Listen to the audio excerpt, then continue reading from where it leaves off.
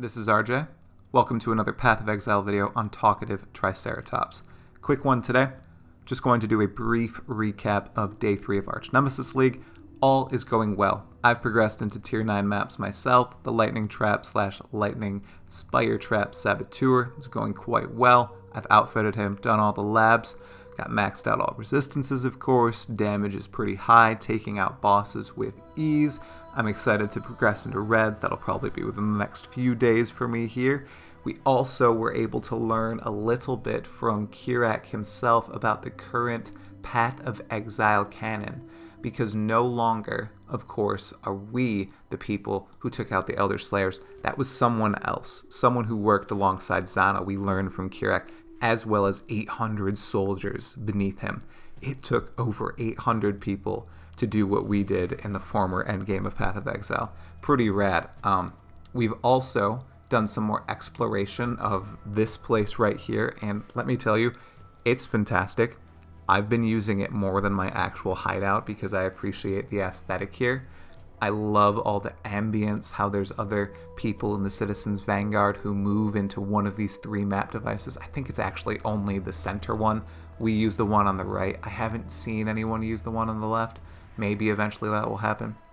But we see people moving in and out of these portals. We see all these folk hard at work here. Commander Kirac, Helena, even June, Elva, all the masters are here. So it really looks like it's this massive effort that's being taken to explore the Atlas of Worlds and fight against these foes.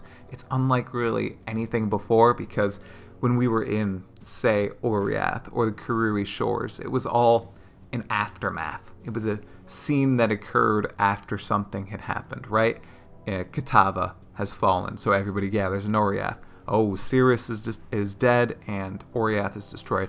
Now we go on the Karui Shores. It wasn't people taking action or actively working together. This right here in the Karui Shores, this new base of operations of the Citizens Vanguard, way cooler. We have Einhar here with beasts on the table. He's obviously helping out everyone here.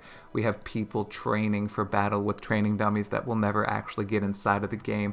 We even have Tane working in a laboratory. We have Sister Cassia as well. Everyone is here. It's fantastic. I absolutely adore what they've done here. And they've really set up this force, this massive effort of people that are working toward the betterment of Rayclast, the saving of Rayclast, right? Against all these gods, corruption, eldritch beings that we know very little about.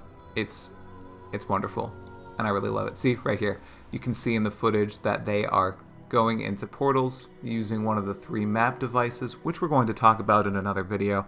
Where the heck did he get these map devices? One of them must be a recovered map device from Malachi. I think another one was added into the Solaris temple, or maybe the Chamber of Sins. A little hazy on that. I'm going to do some more research, but interesting how he has 3 map devices here, as opposed to the one we had been using over and over and over for most of the story. But that's it, everyone. It's just a brief update today. I have not fought any of the bosses. I have not seen any of the footage of the boss fights, so I'm going in completely blind. I have seen a few people commenting that the fights are quite easy in comparison to the Maven, which was to be expected if you listen to the Chris Wilson Q&A with Ziggity. He did mention that, hey, these are probably below the Maven initially because you can actually roll mods on these boss fights. So you can get, 100% plus quantity with all these different mods that you can put on there. So you could be fighting an absolute crazy, corrupted 8+ mod version of the Searing Exarch or the Eater of Worlds. And I am hyped to attempt that with this build. It's been going pretty well. I was in a rough place earlier when my defenses weren't all set, but now I've got my reservations all here. I've got my maxed resistances. Yeah, we're going well. I also have 2 excellent wands, massive lightning damage, so I am just annihilating all these bosses in yellows right now. I've just had problems actually getting map drops. I've been playing quite a bit, but I was not getting a ton of drops from my map. And now I'm just thinking, Can I actually access my Atlas? Oh, it's right here. Atlas skills. You gotta go Atlas and then Atlas skills. There's no hotkey for it that I'm aware of. Interesting.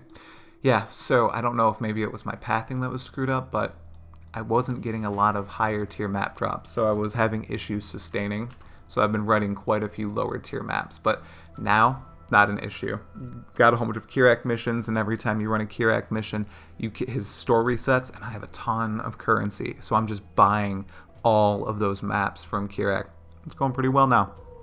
So, without further ado, I just want to say this league so far has been great. I love the expansion. I love the league mechanic as well, even though the story is bare, non-existent.